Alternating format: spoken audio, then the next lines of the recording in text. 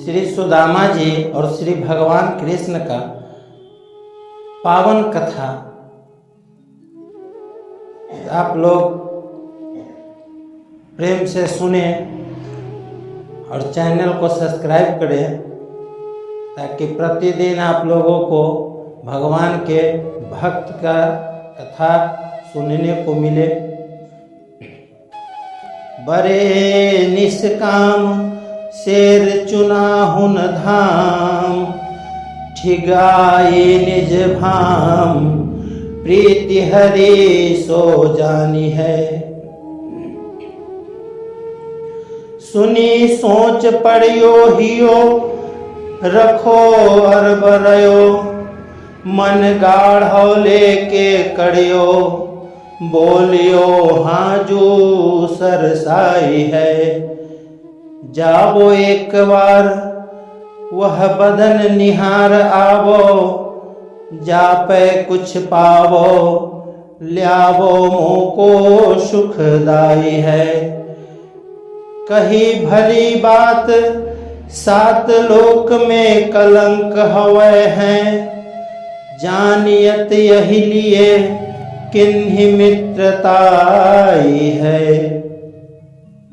सुदामा जी के पत्नी सुदामा जी से कह रहे हैं कि एक बार जाकर भगवान के बदन को निहार आवो।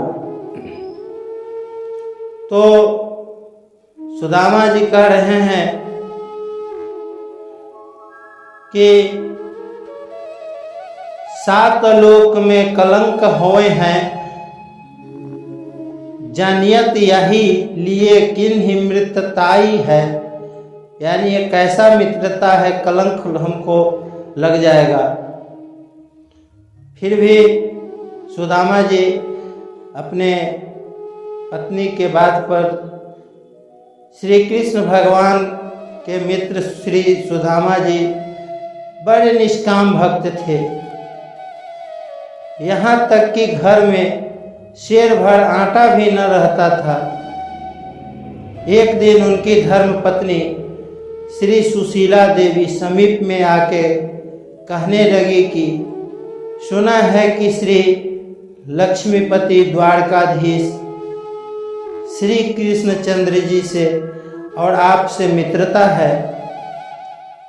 यह सुन श्री सुदामा जी उसका आशय विचार के हृदय में अत्यंत घबराकर सोच में पड़ गए। परंतु फिर मन को दृढ़ करके बोले कि हाँ, उनकी मेरी तो बड़ी सरस प्रीति है। इस पर ब्राह्मणी उनकी स्त्री ने कहा कि एक बेर जाके अपने मित्रवर का मुख चंद्र अवलोकन कर आइए, और यदि कुछ मिले तो लाइए कि वह मुझे बड़ा सुखदाई होगा। भक्त जी ने उत्तर दिया कि तुमने तो बात तो भली ही कही, परंतु मुझको समस्त लोकों में कलंक होगा कि इस अर्थार्थी भिक्षुक ब्राह्मण ने केवल द्रव्य ही के लालच में प्रभु से मित्रता की है। इस पर एक दोहा है, भजन बिगारी कामनी, सभा बिगारी कूर, भक्ति बिगाड़ी लालची, केसर मिल गई धूर। एवं आदि इनने बहुत नहीं नहीं किया, परंतु कुछ नहीं किया। तिया सुनी कहे कृष्ण रूप क्यों न चहे, जाय दहै दुख आप ही सो, वचन सुनाए हैं, आई सुधी प्यारे की, विचारे मति टारे अब, धारे पग मग झूमी, द्वारावती आए हैं। देख के विभूति सुख उपजयो, अभूत को चलियो, मुख माधुरी के लोचन तिसाए हैं। डरपत हियो डयो ढी लांघी, मन गाढ़ो कियो, लियो कड़गही, चाह तहाँ पहुँचाए हैं। पत्नी का उत्तर सुन, सुदामा जी का उत्तर सुन उनकी स्त्री ने कहा कि जाके केवल अपने प्रिय मित्र के रूप अनूप का दर्शन मात्र क्यों नहीं करते और ऐसा प्रमाण वचन भी सुनाया कि भगवत के दर्शन ही से दारिद्र्य आदि सब दुख आप ही आप भस्म हो जाते हैं। तब श्री सुदामा जी को प्राण प्यारे मित्र के रूप का ध्यान आ गया।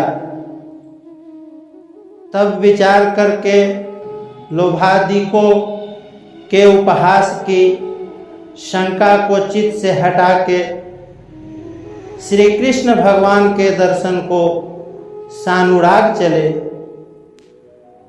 प्रेम पद में छके झूम झूम पग धरते, मिलन सुख का मंजू मनोहर करते हुए श्री हरि कृपा से अति शीघ्र श्री द्वारका जी में आ पहुँचे। परम प्रिय प्रभु का ऐश्वर्य विभूति देख के मन में कोई आश्चर्य सुख उत्पन्न हुआ और आगे बढ़े। मित्र मुखचंद्र साधुपान के हेतु नेत्र चकोर अतिशय प्यासे हैं, इससे आप अत्यंत आतुर हो रहे हैं। हृदय में किसी के रोक देने का भय भी हो रहा है, परंतु मन को दृढ़ करके राज सदन पर आ विप्र जी ने देवधियों को उल्लंघन किया। मानो मिलन की चाह रूपी प्रतिहारी ने इनका हाथ गह के थाम के इनको श्री कृष्ण महाराज के पास पहुंचा दिया। जाकी सुरती लगी है जहां, कहे कबीर सो पहुँचे तहां। देखियो श्याम आयो मित्र, चित्रवत रहे नेकू। हित को चरित्र दौरी राई, गड़े लागे हैं मानो एक तन भयो। लयो ऐसे लाई छाती, नयो यह प्रेम छुटे नाही अंग पागे है। आई दुबराई सुधी, मिलन छुटाई ताने। आने जलरानी, पग धोए भाग जागे हैं। सेज पधराई, गुरु चर्चा चलाई। सुख सागर बुढ़ाई, आपुअति अनुरागे हैं। श्री श्याम सुंदर जी ने देखा कि मेरे मित्र आए। प्रेमानंद की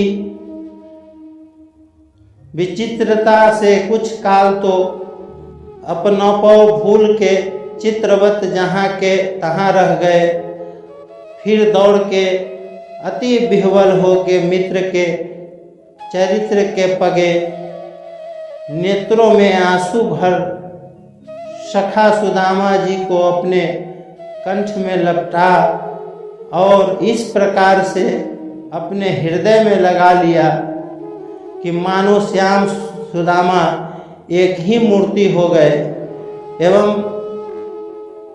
इस लोकतर प्रेम के वश होके परस्पर अंग ऐसे पक गए कि छुड़ाए से दोनों छूटते नहीं।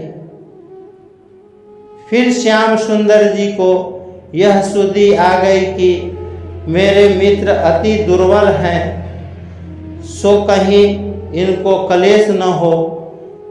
तब आपने छोड़ दिया। हाथ में हाथ मिलाए हुए रंग महल में लाए। श्री रुक्मिणी जी जल और थाल लाई। अपने अपने कर कमलों से उनके चरण कमल धोए और कहा कि आज मेरे धन्य भाग है। ऐसे बेहाल बेवाइन सो भय कंटक जाल गुंधे पग जोए। हाय सखा दुख पाए महा तुम आए इतै न कितै दिन खोए। देखी सुधामा की दीन दशा करुणा कड़िके करुणामय रोए। पानी पड़ा तो हाथ छुओ नहीं, नैनन के जल सो पग धोए। श्री सुदामा जी को देखकर भगवान अपने नैन के जल से उनके पग धोए। ले जाके निज दिव्य सेज पर विराजमान करके कुशल पूछ श्री गुरु गृह में जो इकट्ठे पढ़ते थे, सो उन दिनों के चरित्र की चर्चा चला के आनंद के सागर में इनको मग्न कर दिया और आप भी इनमें अनुराग में मग्न हो गए। चिवड़ा छिपाए कांख पूछे कहा ल्याए मुँह को। अति सकुचाए भूमि तकै ठग भीजे हैं। खैंची लाठी मुठी एक मुख माझ दई। दूसरी हूँ लेत स्वाद पाई आप पुरीज है। गहयो कर रानी सुख शानी प्यारी वस्तु यह पावो बाटी। मानो श्री सुदामा प्रेम धीजे हैं।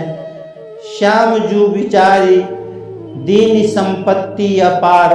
विदा भय पै न जानी सार बिछुरनी चीज है। भगवान ने पूछे कि सखे मेरे लिए क्या लाए हो। यह सुन श्री सुदामा जी संकोच के वश में होके पृथ्वी की ओर देखने लगे और इनकी आंखों में आंसू भर आए। श्याम सुंदर जी ने देखा कि फटे कपड़े में एक छोटी सी गठरी बांधे हुए एक आंख में दवाएं छुपाए हुए हैं। देखते ही उसको खींच के खोल देखा कि उसमें चिवड़े हैं। आप उसमें से एक मुट्ठी लेके शीघ्रता से श्री मुख में डाल के चबाने, पुनः दूसरी मुट्ठी भी भर के पाने लगे और मित्र की लाई वस्तु जान के उसमें अपूर्व स्वाद पा अत्यंत रीझ के भगवान ने तीसरी मुट्ठी भी भर ली। मानो उस चिवड़े को श्री सुदामा जी के प्रेम का रूप ही मान के ग्रहण करते हैं। तब रुक्मिणी जी महारानी ने भगवान का करकंज पकड़ के कहा, हाथ पकड़ कर, कंज मतलब हाथ पकड़ के कहा कि यह वस्तु प्रेम सुख से सनी हुई, आप अकेले ही सब न पा लीजिए, किंतु हम सबों का भाग भी बांट दीजिए। तब भगवान ने मुट्ठी छोड़ दी और उसको श्रीमती रुक्मिणी जी को दे दिया। सत्य संकल्प श्री कृष्ण भगवान ने उस चिवड़े को ग्रहण करके विचार के अपने मन ही से इनको अपार संपत्ति दे दी। प्रत्यक्ष में कुछ न दिया, परंतु इनने इस भेद को न जाना। श्री सुदामा जी प्रिय मित्र का परम सत्कार पाते हुए बहुत आग्रह करने से 7 दिन रहकर विदा हुए। श्री मित्रवर के वियोग से अति सह दुख पाते अपने गृह को लौट चले। मिलत एक दारुण दुख देखी, बिछुरत एक प्राण हरि लेहि। मिलत एक दारुण दुख देहि, बिछुड़त एक प्राण हरि लेहि। आए निज ग्राम वह अति अभिराम भयो, नयो पुर द्वार कासो देखी मति गई है। तिया रंग भिनी संग सतनी सहेली लीनी, किनी मनुहारियों प्रतीति उर भई है। वह हरि ध्यान रूप माधुरी को पान, तासो राख है निज प्राण, जाक प्रीति रीति नहीं है। भोग की न चाह ऐसे तनु निर्वाह करे, ढड़े सोई चाल सुख जाल रसमयी है। सुदामा जी जब अपने गांव सुदामापुर में आ पहुंचे तो देखते हैं क्या कि वह ग्राम अतिशय रमणीय हो गया है। यहाँ तक कि सब नवीन रचना युक्त मानो साक्षात द्वारका ही है। ऐसा देखते ही श्री सुदामा जी की मति तो भ्रम में डूब गई, परंतु उनकी धर्म पत्नी जी अपनी अटारी पर से उनको देख के परम अनुराग में भरी हुई आरती कलश चवड़ आदि सामग्रियों सहित प्रभु की दी हुई सैकड़ों सहचरियों के साथ साथ सामने आकर आरती कर प्रभु की कृपा से इन सब विभवों की प्रीति परम प्रिय वचनों से समझा के विश्वास करा के अपने कंचन भवन में ले गई। यद्यपि श्री सुदामा जी ने सब प्रकार के विभव भोग पाए, तथापि उसमें आसक्त न हुए। श्याम सुंदर सखा वर जी से उसी रूप अनुरूप का ध्यान और सुधा माधुरी का पान मन से करते, नवीन प्रीति रीति में पगे हुए अपने प्राणों को रखते थे। इसी प्रकार से अपने शरीर का निर्वाह करते, विषयों भोगों से विरक्त रह के भक्ति प्रेमानंदमयी रस भरी चाल से जीवनावधि पर्यंत चलते रहे। अमित बोध अनीह भित भोगी, सत्य सार कवि कोवित योगी। गुण सागर संसार दुख रहित विगत संदेह, तज प्रभु चरण सरोज प्रिय तिनके देह न गेह। युक्ताहार विहारस्य युक्त चेष्टस्य कर्मसु, युक्तः स्वप्नावबोधस्य योगो भवति दुःखः। वैराग्य की जय, अनुराग की जय। प्रिय पाठक, कहाँ श्री सुदामा जी का विमल चरित्र और कहाँ इन दिन की असमर्थ लेखनी। सुदामा जी धन्य हो गए, लेकिन उनको ऐश्वर्य सुख समृद्धि का थोड़ा भी लालच नहीं रहा। वे अपने भक्ति मग्न में सदा पहले के ही भांति मग्न रहते थे। बोलिए भक्त वत्सल भगवान की जय। जय जय श्री राधे।